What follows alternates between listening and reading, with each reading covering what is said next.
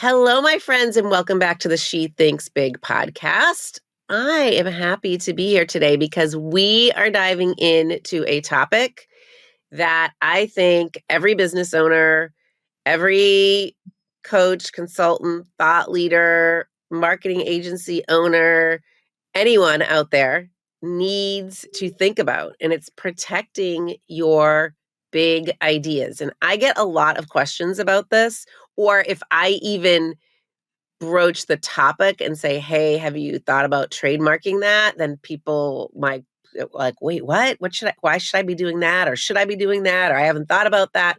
So if you've been following my journey, you know that She Thinks Big isn't just the name of this podcast. It's my book, it's my brand, it's my business. And to make sure that no one else could claim it, I had to trademark it. And the woman who helped me do that is here today, attorney Cheri Andrews. And Cheri really is an expert in business law and intellectual property. And she's going to walk us through everything that we need to know about trademarks. So whether you're just starting your business or you've been in this kind of game for a while, stick around, listen in, because we are about to clear up all of the confusion around when, why, how to trademark your brand, your name, etc. So welcome, Cheri. Thanks, Andrea. I'm happy to be here and looking forward to sharing this information with your audience.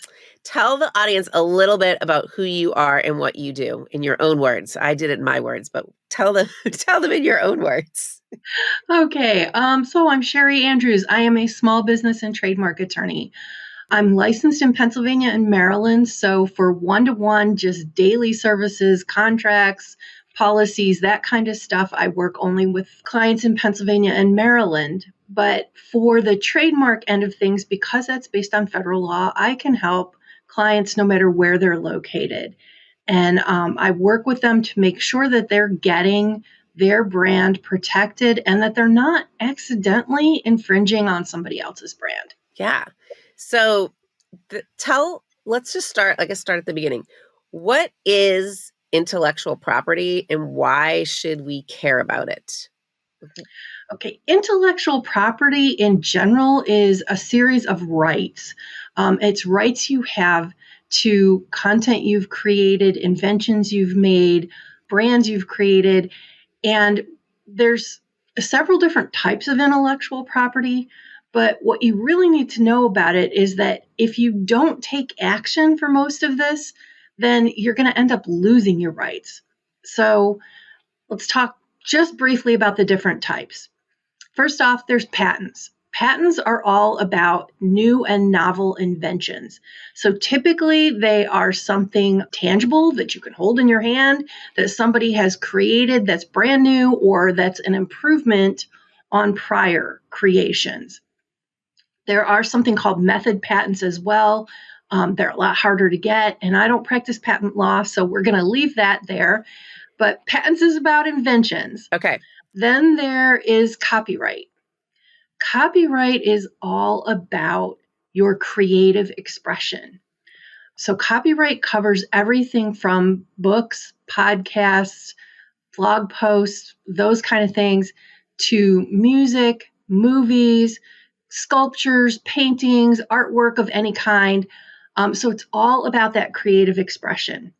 Now, the interesting thing about copyright is that you own the copyright the minute you create the thing, which is the only one of the types of intellectual property that you own without filing for a registration. But in order to enforce your copyright, you have to file for that registration. So you can't file a lawsuit against somebody saying you're infringing my copyright if you haven't registered it with the U.S. Copyright Office. So that's one area where there's a lot of misconception around what copyright is, how it works. I could spend a whole episode on that, but that's not what we're talking about today. So then let's talk just a second about trade secrets. Trade secrets are the things like the formula for Coca-Cola or KFC chicken. Okay. Or your particular way of marketing something could be a trade secret. It's things that are your secret sauce, what makes you different from everybody else. Trade secrets don't get registered. You maintain a trade secret simply by keeping it confidential. And you keep it confidential by not telling the world about it, or by, if you have to tell someone, getting an NDA signed. Okay. So that's trade secrets. And then there's trademark. Trademark is the one that we're going to talk about today in detail. Trademark is all about your brand. It is about protecting your name, your slogan, your logo, different things like that, that create a source identifier, that identify you and your business as the source of your product or service. And that gets really confusing for people as to what actually is a source identifier. And I have to work with clients often to say, well, that's not really a trademarkable asset. So a name of a program, for example, could be trademarkable or maybe it's not, but it all depends. And there are a lot of nuances to trademark work, which is why it becomes important, if you're interested in a trademark, to talk to a trademark attorney. Gotcha. Okay. So trademark is really safeguarding your brand identity and preventing people from profiting off of your hard work, in a sense. Yes, exactly. Okay. Okay. And the main point of it is to avoid confusion in the marketplace. That's what the USPTO is really looking at, is if we allow this mark to register, is it going to confuse people against somebody else's mark? So by giving you basically a monopoly on your particular mark, they're preventing other people from coming in and using a name the same as or too close to yours, and then confusing consumers about who has the product or service they actually want. Okay. Okay. All right. So I get this question a lot. This is the when should I trademark my business name, my brand, the name of my book? Like, at what stage should someone take it seriously or start thinking about trademarking or call you? Um, so Probably I they're would calling you too late, I'm guessing. Is that true? Or not too late, but you probably would have wanted them to call you before.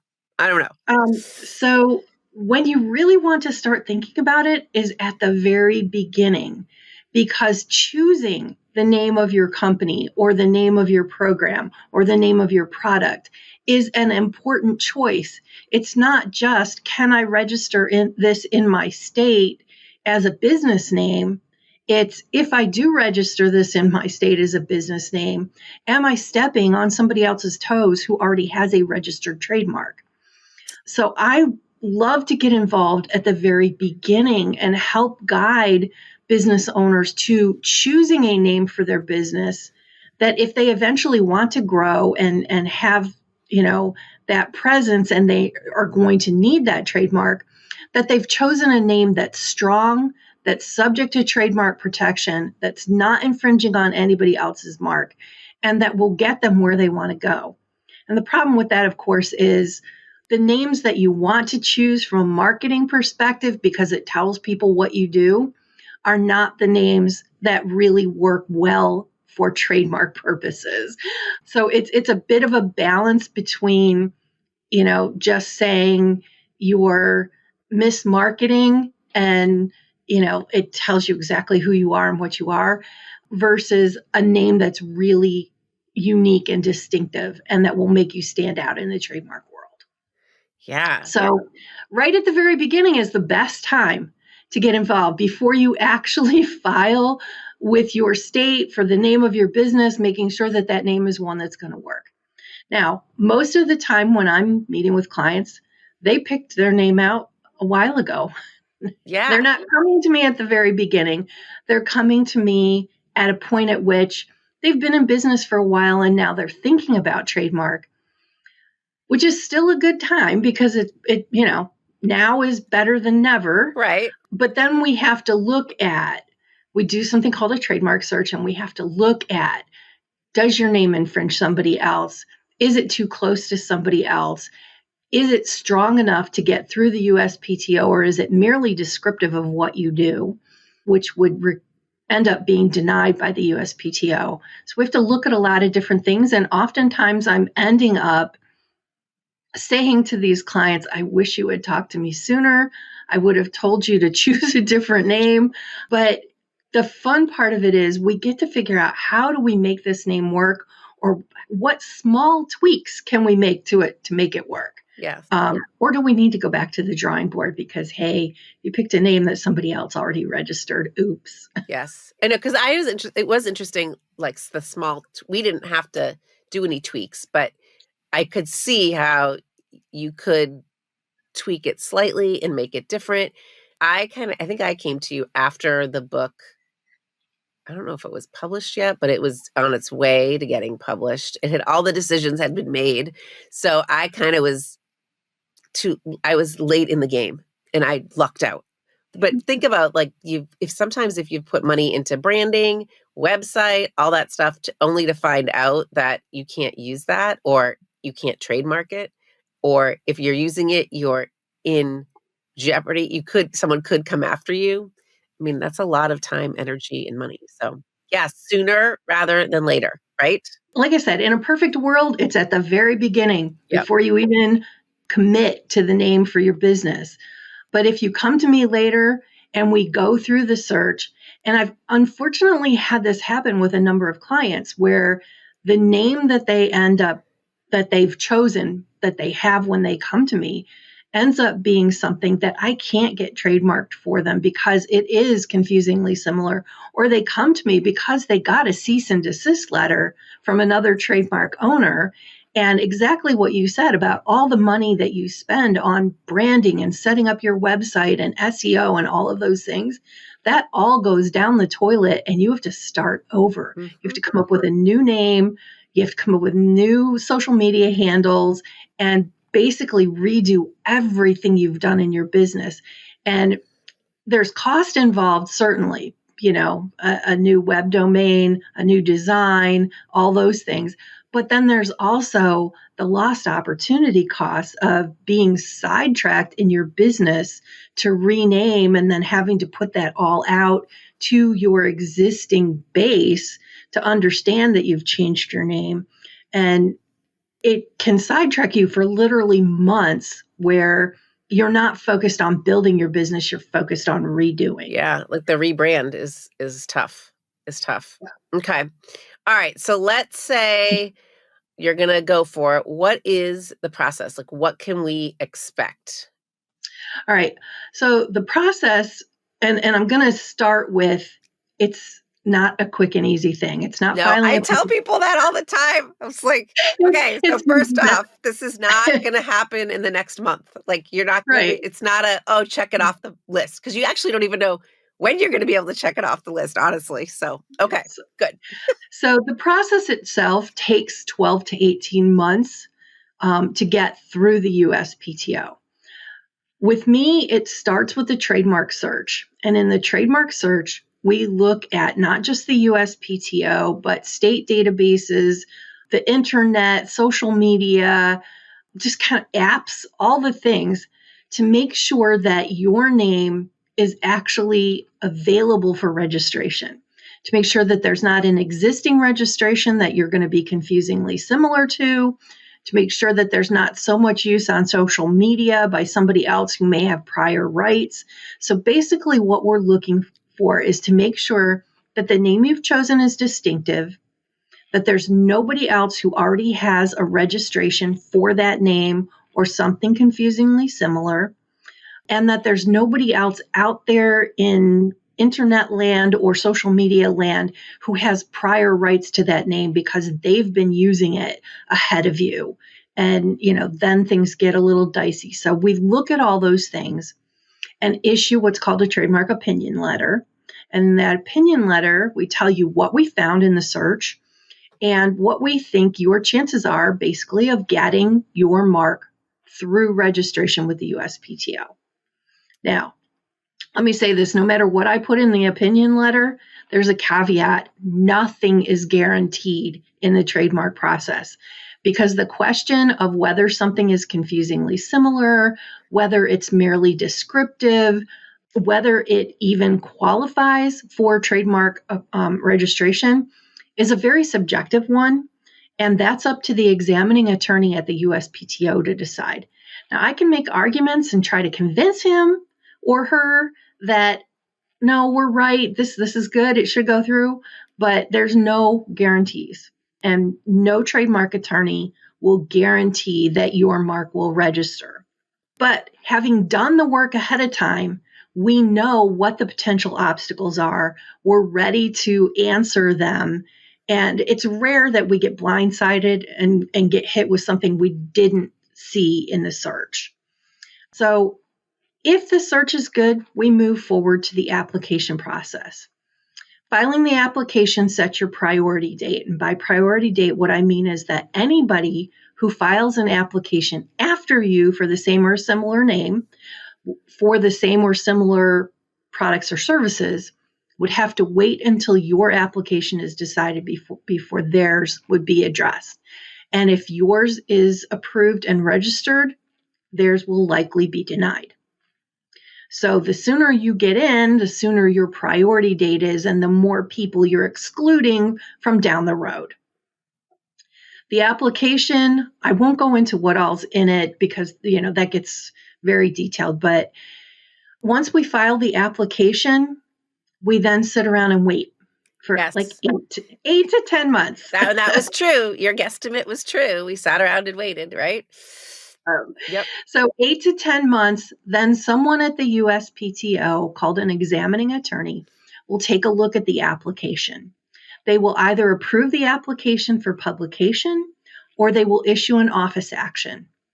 Now, 70% roughly of applications that go through the USPTO have office actions issued. So we're not surprised when these come through. We're basically kind of expecting them. And if we get an application through without an office action, then we cheer because, hey, it's going to publication. We don't have to do any extra work. But let's assume an office action comes in. We then respond to the office action. That can be as simple as you need to disclaim a word. So, for example, if your name is ABC Wonderful Marketing, you're going to have to disclaim marketing because there are thousands of other companies out there that need to be able to use the word marketing. So that's a disclaimer. It might be that the USPTO examining attorney has determined that your mark is merely descriptive and they're willing to move it to what's called the supplemental register, which means it's not on the principal register, it's on the supplemental, it's there, and after you've been using the mark for 5 years or more and you've acquired distinctiveness, you can petition to have it moved to the principal register. So it's still trademark protection, it's still registered, it's just not quite as strong. It could be that they're saying it's confusingly similar to some other mark. And then you need to file a response that says all the reasons why it's not confusingly similar. And there's like about 100 other reasons why the USPTO examining attorney might issue an office action. But we take a look at what they're complaining about. Might be they don't like the specimens you've submitted and they need alternate specimens. It might be they don't like the wording of your goods and services description and they need to tweak that. So there's a lot of different things in there. But we file a response to the office action, and then we wait to see, does the examining attorney agree with us? Did we meet the requirements of whatever it is they were complaining about? And then hopefully we've accomplished that and the application moves forward. When it moves forward, it moves into what we call the publication stage. So it gets published in the official Gazette. And that opens up a 30-day window for anyone who has a registered mark to file an opposition if they believe that your mark is going to cause them problems.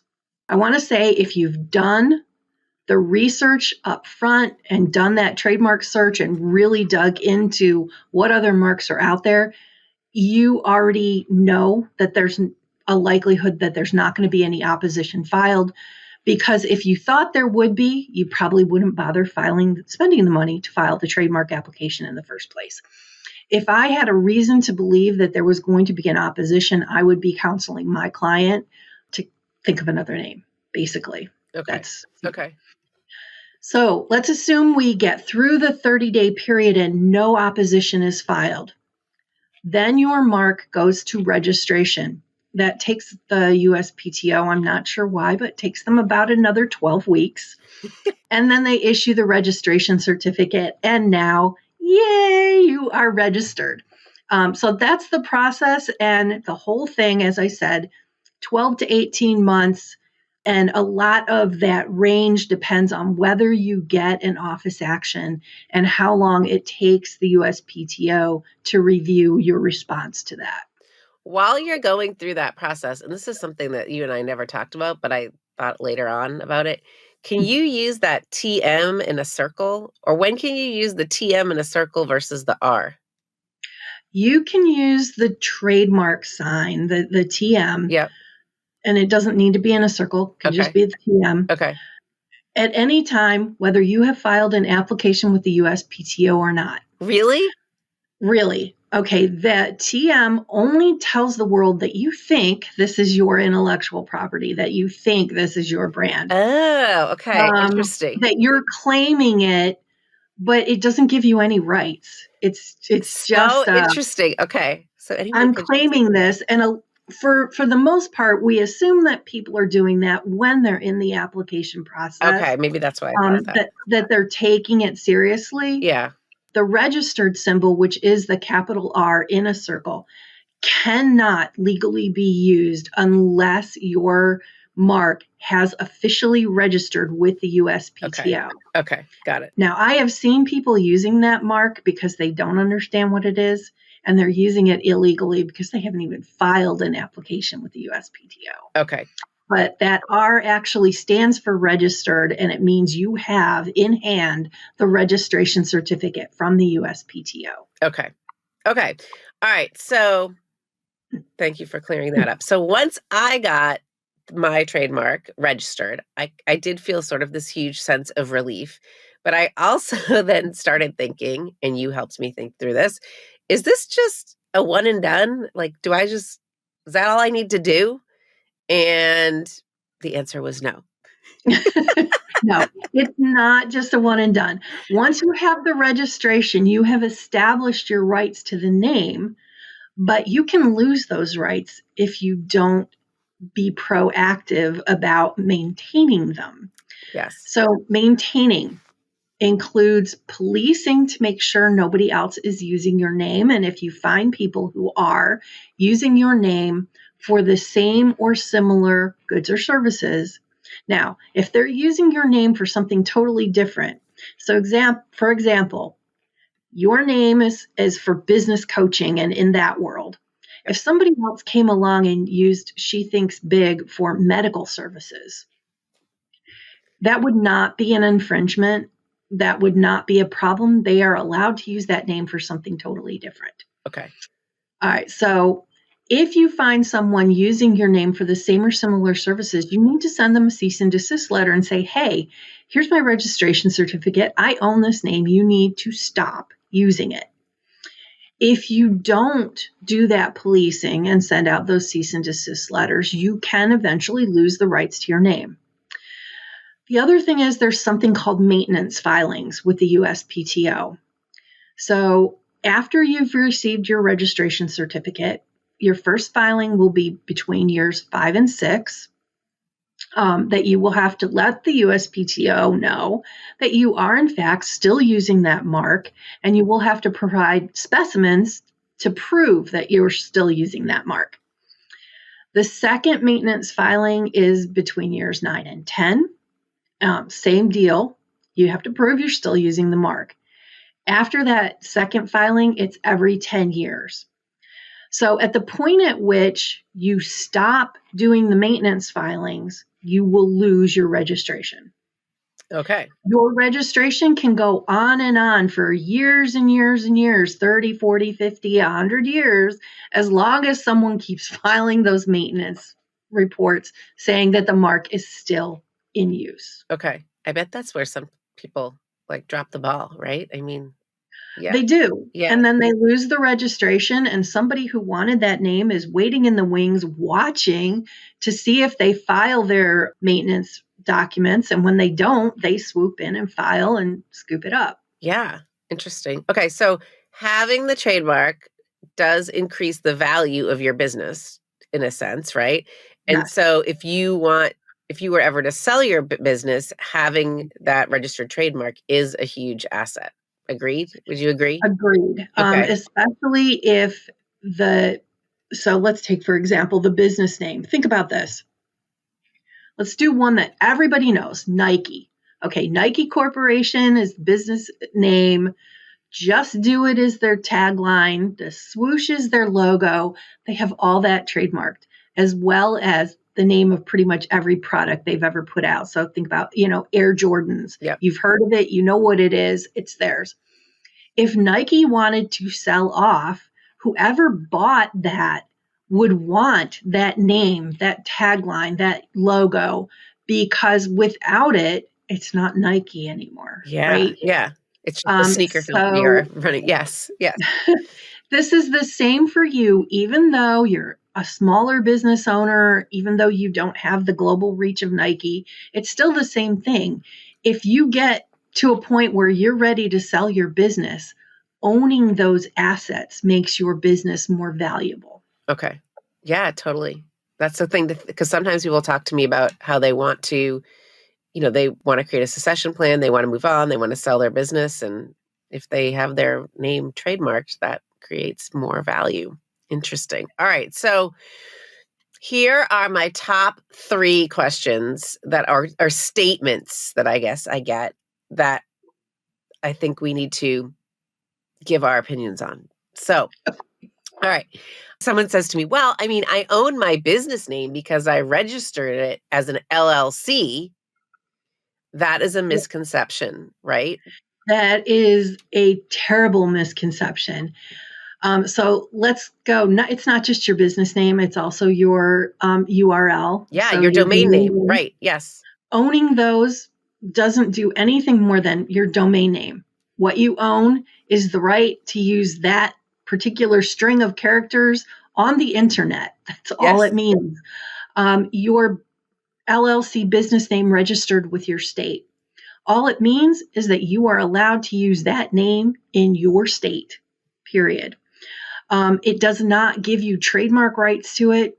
And someone else who may already have been using that name, who's filed a federal trademark registration, can come along and file a cease and desist. And even though you own the name in your state for your state registry purposes, it doesn't count for trademark purposes. If someone sends you a cease and desist, they can force you to change your business name. Yeah. Not good. Okay. All right. What about, trademarks, they're only for big companies. Oh, can I say hell on this Yes. program? Oh, hell Yes. no. Hell no. Yes. It's not just for big companies. And in fact, it tends to be the bigger companies who own marks who are squashing all of the small business owners because you're not taking trademarks seriously. Yeah. So they're the ones who have marks, and it may not even be the same exact name as you. But if it's close enough, they're going to come in, they're going to send you that cease and desist letter, and they have the money and the legal resources to just run you under. So you end up not being able to fight them. You have to change your name. So by filing that federal trademark, you secure the rights to your name so that nobody can come in and take it away from you. Okay. Do it. Go do it out there, people. All right. This has been so insightful. So if someone is out there thinking about trademarking, what do you think? What's their next best step? The first thing they should do, I would say, is contact a trademark attorney and have a discussion about what their marks are, what ones are subject to trademark protection, and whether or not it's worthwhile for them to move forward with trademark. Most trademark attorneys will do that initial session for free. There are some I'm aware of that do charge for that initial consultation, but then they will take the amount you spent on that and apply it to your trademark application if you move forward. Okay. So it depends on which kind of attorney you end up with, but you talk to a trademark attorney and find out.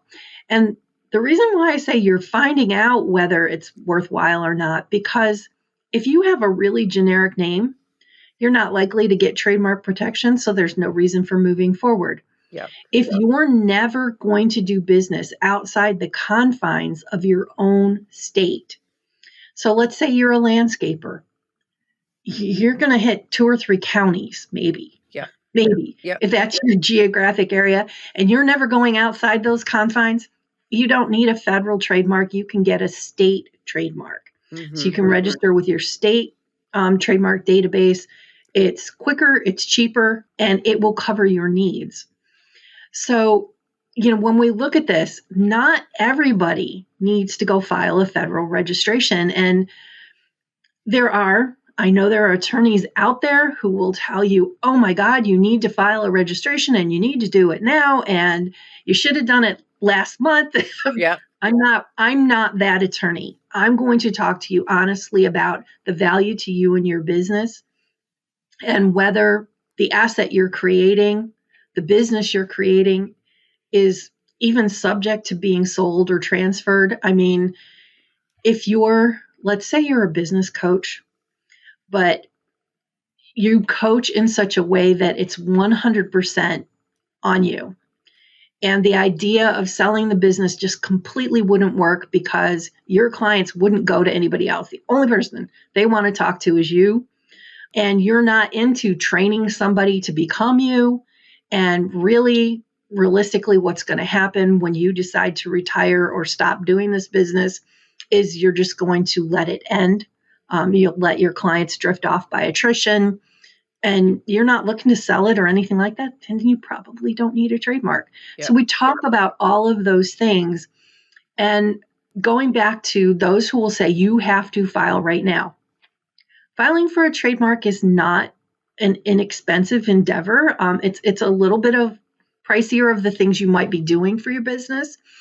And so if you're not sure that the business model you've designed is even going to get legs, you might want to test the market and make sure that your business is actually going to make you money before you file the trademark. Right. So there's a lot of things that go into that you want to talk to an attorney about to make sure that moving forward is even the right step for you.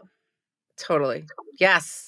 All right. So thank you, first of all, for sharing your expertise. And I hope whoever's listening to this, I hope this is really helpful and insightful for you. And you're willing to explore this and take the right steps to protect what you've worked so hard to build.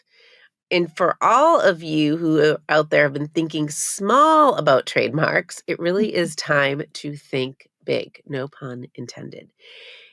I would recommend that you reach out to Cheri. Cheri, what's the best way for them to do that? The best way for them to do that would be to go to my website, which is my name. It's Cheri Andrews.com.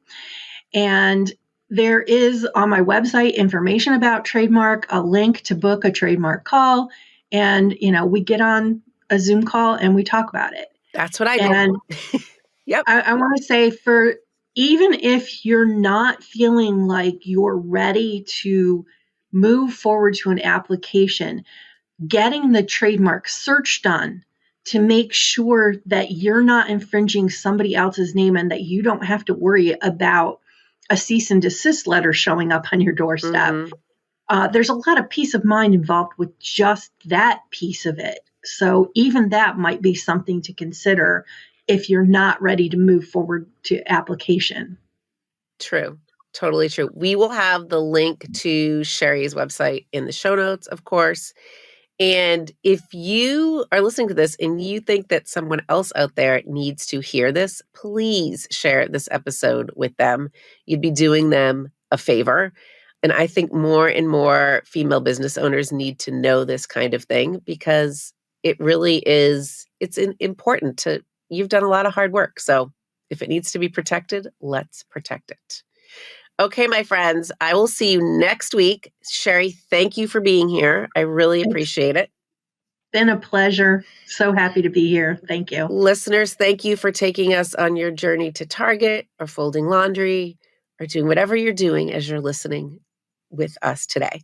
I will see you next week. Remember, keep thinking big, keep building, keep doing what you do best. See you next time.